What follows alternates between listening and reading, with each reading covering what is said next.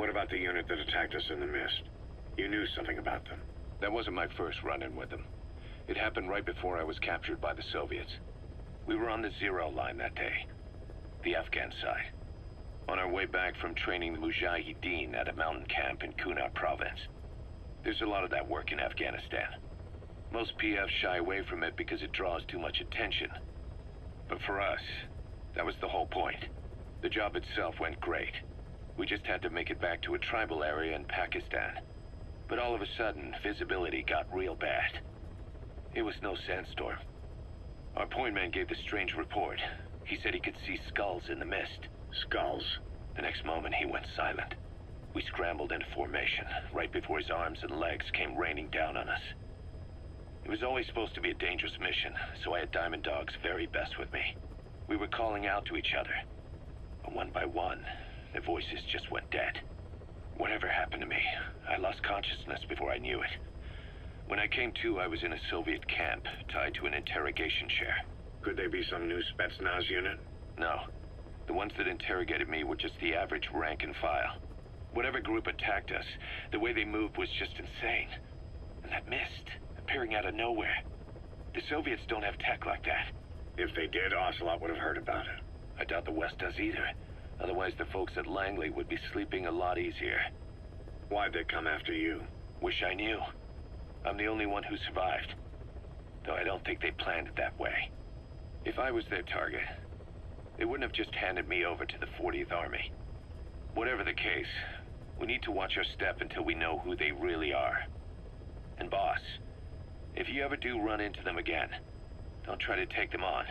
You just get the hell out of there.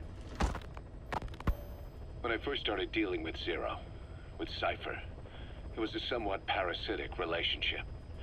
Though, a mutually beneficial one. Cypher had no army of their own, so they wanted us. They wanted our strength. They approached me as a potential business partner. But they had other motives. Cypher coaxed us into Central America, into that US-Soviet proxy war, to fuel Mother Base's growth. Once we were big enough, they'd force us to join them. That was the plan. That's why they had Paz, still Zeke. Right. And if we refused, she would use Zeke to fire a nuke from Mother Base. The world would consider us a liability, and countries would unite to destroy us. We stopped the launch. And yet they still took us down. Through that fake inspection they orchestrated to cover up their sabotage. That power Cypher wanted. We don't have it anymore. So why are they still after you? Is it just the fear of leaving you alive? I don't know. Was Zero really... All I know is the man I knew wouldn't want this. What do you mean? We have to consider that it might not be Zero we're dealing with. We know virtually nothing about Cypher anymore. How big they've gotten, what they want, or even who they really are. The new Mother Base started out as a test drilling rig operated by a mineral resources supplier, but their project fell through. The Seychelles government was happy to hand the place over to us. It was just scrap on stilts. So with a few dummy construction companies set up as fronts, we started renovating the half-finished rig. From the outside, it looked like the project was back on rails. Kaz, you... What? I see what you're doing. Recreating the Mother Base we had 9 years ago. Only this time. That's right. The Mother Base Cypher thought they destroyed will return from the grave to kill them. We'll prove to the world that we were the victors. And if we lose again? They can't fool us the same way twice. Now our enemies are in plain sight. And when our organization gets too big, we split it across companies. Any company that draws attention gets liquidated, and its capital is back-channeled into a new company. Most PFs are small-time operations anyway. And in this business, the minnows go bankrupt all the time. We've never aroused suspicion. Plus, we have Hewick.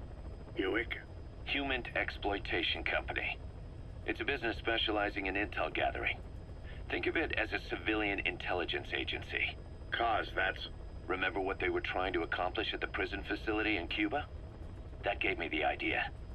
We dispatch moles into conflict zones around the world, and each sets up an intel network on site. Then they stay in place to give us stable points of contact when other nations intervene in the conflicts. Hewick's strength is that it has a cutout at each level. You get your job from one guy, then you hand it off to another. No one has direct access. It's a perfect black box. Hewick members also work their way into the superpowers intelligence agencies to make sure Diamond Dogs gets work. We have those countries by the balls. That's our deterrent when we need it. Networking? In the intelligence community? Sure, that's how we've grown this far. And when you go out on missions, intel from Hewick will be there to back you up. But despite all that, Cypher has its eyes on us.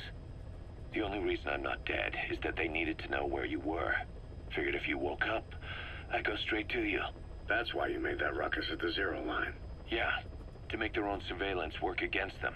I think it took some of the heat off Cyprus. Kaz. Then I just had to wait for you to save me. And I've gotten used to waiting. Kaz. That's not all. It was a good chance to scout the market. And with the West wanting the Soviets out of Afghanistan, their agencies are bursting at the seams with funding. Boss, let's start by building up our Afghan presence. Why put Mother Base in the Seychelles? We're at the center of the world here. We're all the way out in the Indian Ocean. Come on. Lebanon, Sri Lanka, East Timor, and Africa. From here, our reach extends to conflict zones the world over, including Afghanistan, of course. So it's prime real estate for a mercenary. Exactly. Latin America isn't as close as I'd like, but we have Amanda and her people to help in that department.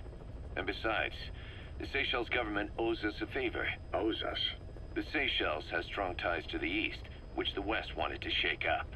It came to a head 3 years ago, in an attempted coup.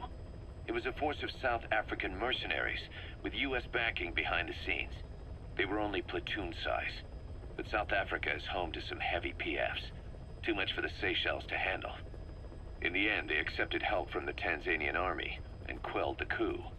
We set up the deal and handled on-site tactical instruction.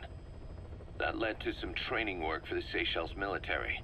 And when we put down a mutiny within their forces, well, we made a lot of people happy. They don't pay us. They just let us have a piece of their offshore territory on the promise we'll come running if something else happens. So we're bodyguards, too. It's a good setup. We can only take Mother Base so far here.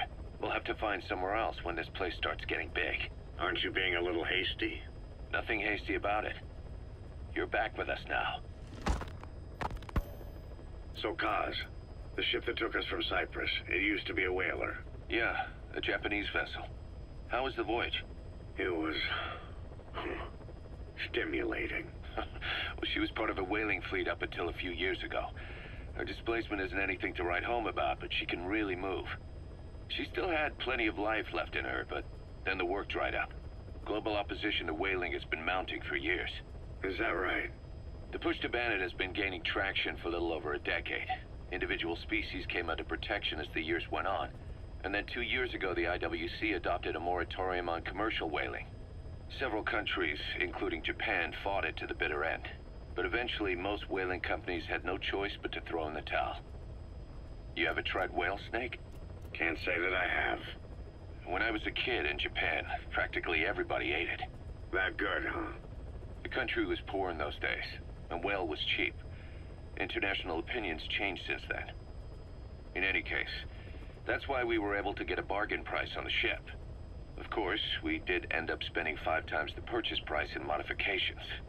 We had to really work to fit in all the ESM and communications gear while keeping the whaler look intact. Right now, she's going around conducting SIGINT missions. In the future, we plan to use her as a communications relay base between you and Mother Base, and also as a chopper resupply vessel. Diamond Dogs. The word diamond originally comes from the Greek adamas. It means indomitable, unyielding. Other words for the stones often mean eternal bond, fortitude, or purity. The same is true of the Star of Bethlehem flowers you laid on the boss's grave. They represent innocence, as well as chastity, yielding to no man while maintaining one's virtue. In other words, staying loyal to something.